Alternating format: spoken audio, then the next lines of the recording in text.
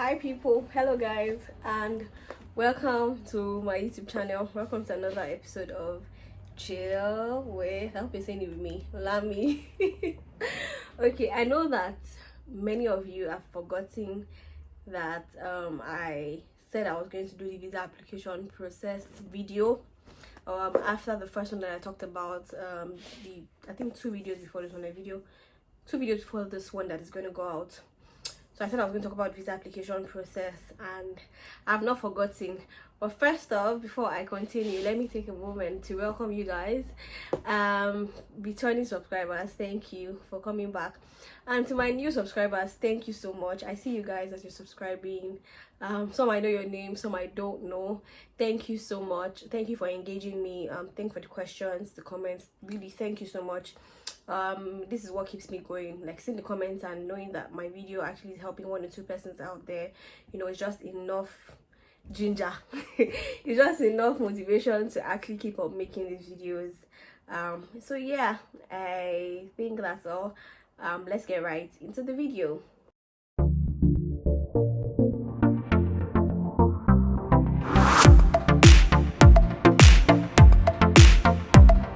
Okay guys, so recall that in our last, if you want to study in the UK video, watch this. Yeah, I mentioned some documents that you need to be able to apply for your visa.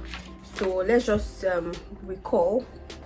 So you need your CAS, your TB test. If I'm looking down, sorry, I'm looking at my book and I don't want to forget anything. So your CAS, your TB test, your bank statement or scholarship letter if you were offered a scholarship, or sponsorship letter if you're being sponsored by your parents, or if the money is coming from their account. You know, your offer letter, passport, birth certificates, transcripts, O-level results. I think that's it. Yeah, so now you already have all of those documents. It's time for you to go to gov.uk website. You need to go and register on the gov.uk website and, you know, fill in the application process where they ask for all your data, all your bio data, your name, everything. Your CAS, your where you'll be staying, your course, you know, qualification, every single thing. Is quite long, so you can always save and come back. You can always save and come back to complete it if you have questions somewhere and you need to probably get the right answers before you fill the right thing. If you are applying, if your agent is applying for you, ensure that you should not leave everything in the hands of the agent. So when they are done filling, ensure that you ask for, or if possible, be with them as they are filling it, so that you can, you know, vet the information. And if both of you are not clear, or if you think that something is not right, you can also ask for additional help from maybe someone you know that has traveled, someone you know that has done this process, or people that you know that have experienced in this process. Don't take chances. I think that's about it. And again, I would like to say something. This is it. I don't know if it's a tip or a trick. Let me tell you. During my application process, I did it myself. My visa application process, I did it myself, and I had to engage one of my friends that traveled before me, so we were filling it together. And then, like a week after, I noticed that I made a mistake with my visa application, and I was panicking, like I wanted to die. Yes, I literally wanted to faint. Like I was Anyway, what I did was I typed a letter.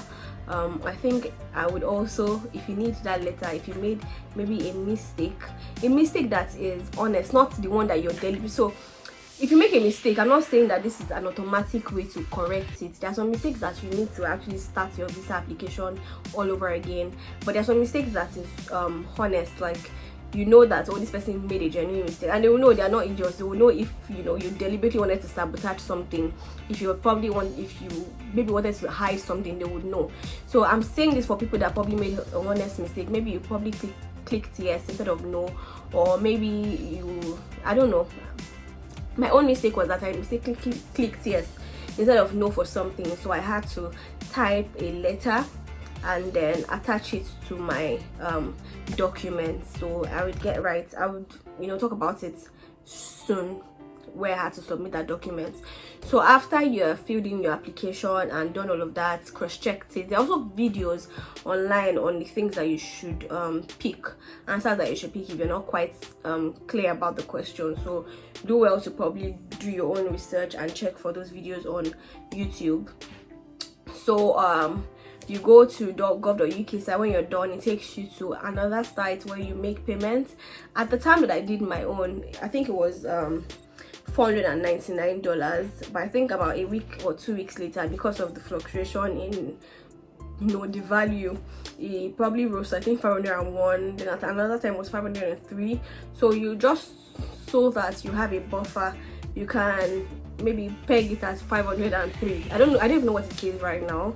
Maybe at the time that this video is going up, I'll probably vet and they'll leave it on the screen. Then after, you pay for your IHS. So you guys, you're not only paying for school fees, you're going to pay for your visa application. So standard application is £499. At the time that I did mine, I think it's probably 501 or 503 now. Then after you've paid for your visa application, that's the standard one. Bear in mind that if you want to do priority or super priority, this is not where you pay. You first pay the standard application fee and the IHS. IHS cost about, I think, $1,015, if I'm correct. If I'm not correct at the point of saying this, I will leave the correct one on the screen. If you don't say anything on the screen, then it's most likely correct. Okay, so you pay for your visa, your standard application, you pay for your IHS, and then it takes you to the TLS website. Please, this video is for people that are applying from Nigeria. So it takes you to the TLS website where you pick a date for your biometrics, and then where you pay for either priority or super priority. So the priority service is £220, I guess, £220, yes. Then super priority is, I think, £956, right? So if you're paying for super priority, you first have to pay for standard and pay for super priority. If you're paying for priority, you have to pay for standard and priority. So if I'm paying for priority service, I'm going to pay $499 that I paid then, and then £220 that I'm paying. So it's different. Like, you have to pay for the standard before you now go to choose whether you're still going to pay for priority and super priority. I don't know if that makes sense, if you understand like what I'm saying, right? So it's at this point that you choose your date for biometrics. I think because of COVID, they're not running interviews right now, but if there is a need for them to reach you, maybe you got a non-straightforward mail because of a document or something, they'll probably send a mail to you, or maybe call you or reach out to you or something. But right now there are no interviews. You just go in for your biometrics and you're capturing, and you submit your documents, and that's it. So okay, let's continue. You go to the TLS website, you pay for priority if you're picking it, or super priority if you're not paying for any of that. Then just go straight to pick your date. So on the day of, so for anything that you pay for, they're going to send you emails, right? There's always a proof. They'll send you emails. So you're going to go on the day that, for example, maybe your date is Monday 11:30, you're going to go to TLS. I think it's there's the one for Via and the one for Ikeja. And mind you, if you're choosing TLS Ikeja, it's free. If you're choosing TLS VI, I think it's an additional 55,000 naira, because a lot of people go there because there's no crowd, right? So TLS VI costs 55k extra than TLS Ikeja. So TLS is like the body that handles like visa application for Nigeria. If you're traveling to UK, I don't know if they do for Canada. I don't know if they also handle Canada or Italy. I don't even know, but at least I'm sure of UK, so that's what I'm going to tell you guys. Anyway, so you go to so once you've paid and everything, once you pick a date, they'll send you a mail. So you have to print out that page from your email and then take it with you on the day of your biometrics. So you're going to go with all the documents that I've listed, right? And yeah, you go for your biometrics. And if you're paying for priority, they'll put your documents in a green envelope. If you're paying for super priority, I think it's in a red. I'm not sure, but let's leave that. So there's another thing called assisted service, right? So on the TLS website, you can upload your documents, or you can pay for assisted services. Don't worry, this is confusing, but you'd see it's straightforward. I understand that it might be difficult to imagine everything, but once you get on that website, you will kind of understand what I'm talking about. So it's either you pay for assisted services. Assisted services means that you're not going to upload your documents when you are applying for your visa and all of that. You're going to upload your documents at the TLS office. So the day that you go for your biometrics, you're going to take all your documents and then you would give it to them to help you upload it. Now the good side of this is that if you uploaded it yourself on the website and you probably forgot to add a document, you can now go there and say, oh, you want to pay for assisted service. So you would, they'll take your card and they'll debit you. I think it's 11,000 or 11,200 or something.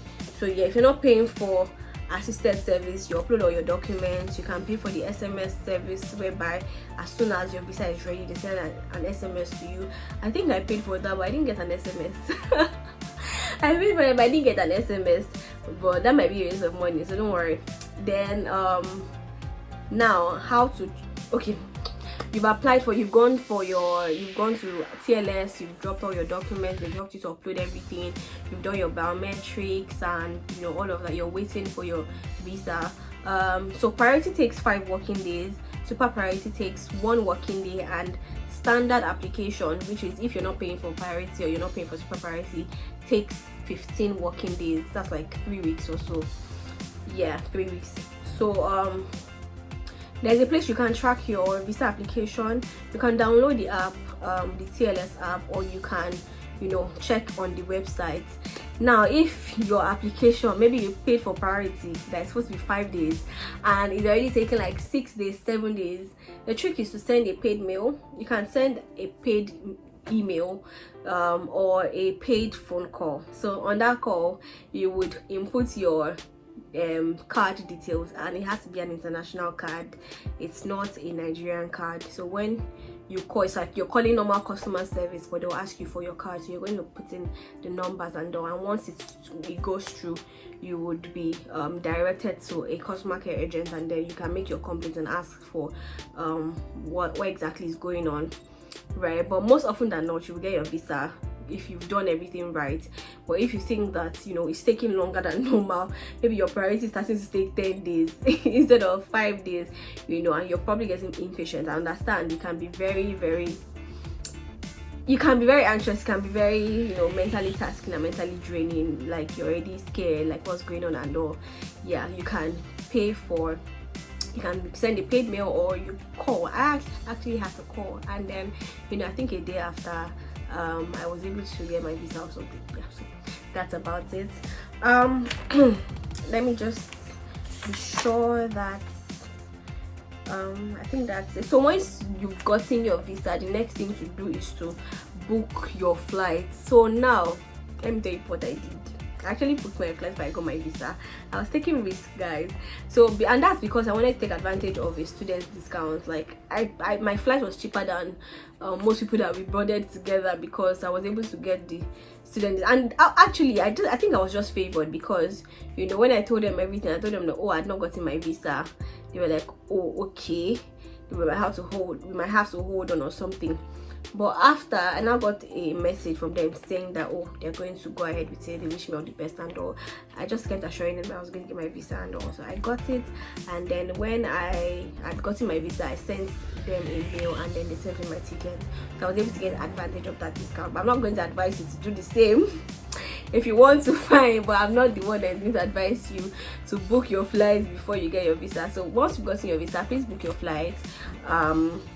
And please, when booking your flights, be sure to check the countries that are on the red list and the amber list, right? Countries that are on the red list are countries that once you're coming from, or once you're passing through them, you would have to stay in a managed quarantine hotel that you probably have to pay over £2,000. That's a lot of money, and I'm not sure that you want to spend that. Let me tell you what I did. I actually forgot. I went to book a flight for, I think it was it KLM?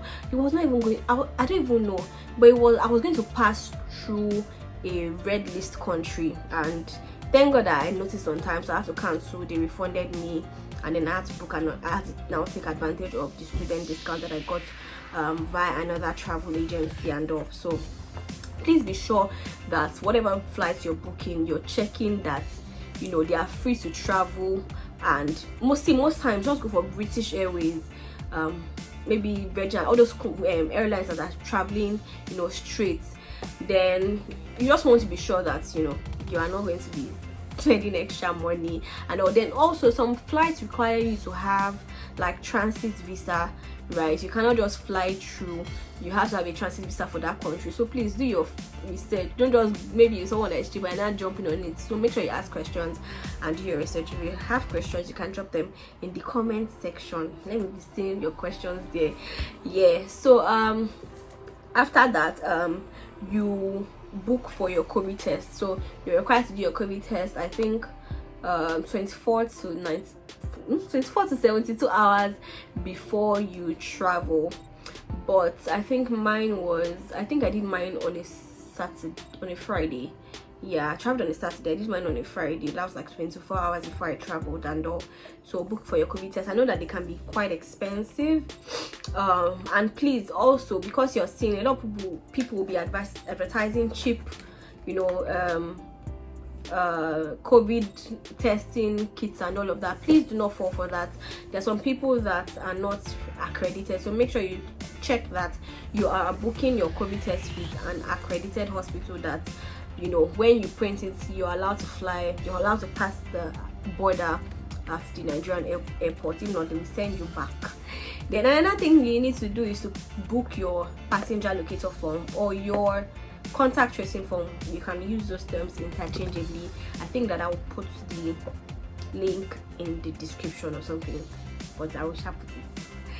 Okay, so you fill all of those details. You just want to know where you'll be staying, where you'll be quarantining, and what flights you booked, your seat number. It's just the whole COVID preventive measures and all of that. Just try to put preventive measures in place, and also that they don't, you know, they're just trying to curb, you know, spreading COVID and all of that. So you have to book, you have to, like, it's compulsory. No, you're not going to be allowed to fly, so you need to book for you need to fill your passenger locator form. Then after that, you book your COVID day 2 and day 8 test that you saw me doing in my last video. Now, good news is that I think they've announced that if you are fully vaccinated from Nigeria, you do not have to book for your day 2 and day 8. Oh my god, there's a fly. You don't have to book for your day 2 and day 8. All you need to do is book day 2 COVID test. Like, you don't need to book day 8 anymore. You don't need to quarantine for 10 days, right?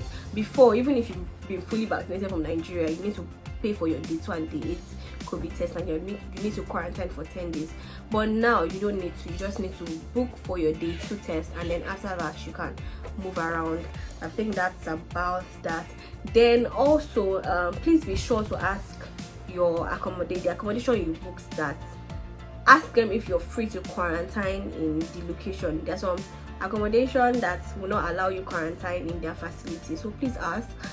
Mine allowed me to quarantine here, so luckily for me, but please just don't assume. Ask if you are allowed to quarantine at the accommodation that you've booked, that you've gotten.